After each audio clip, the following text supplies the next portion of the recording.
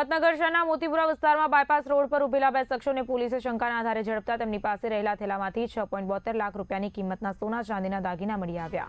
પોલીસે બંનેની ધરપકડ કરી વધુ તપાસ હાથ ધરી। પોલીસ તપાસમાં બહાર આવ્યું કે ત્રણેય આરોપીઓએ મળીને 2.5 માસ અગાઉ હિંમતનગર અને તલોદમાં ઘરફોડ ચોરી આચરી હતી। ઝડપાયેલા આરોપીઓ વિજય જ્વેલર્સ તેમજ જલારામ મંદિર રોડ પરના બંધ મકાનોના ઘૂસીને ચોરી કરી અને તલોદમાં પણ એક બંધ ઘરમાં ઘૂસીને ચોરી કર્યાનો ખુલાસો થયો।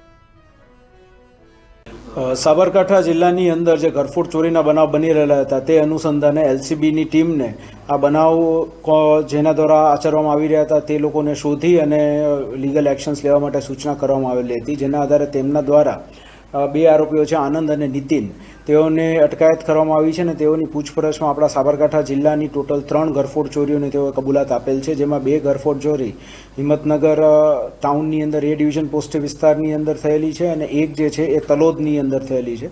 આ લોકોની મેઇન એમઓ એ હતી કે એ લોકો જ્વેલરીની દુકાનોને ટાર્ગેટ બનાવતા હતા। અત્યારે આપણા દ્વારા 6,72,000 રૂપિયાનો મુદ્દામાલ જે છે એ રિકવર કરવામાં આવેલો છે।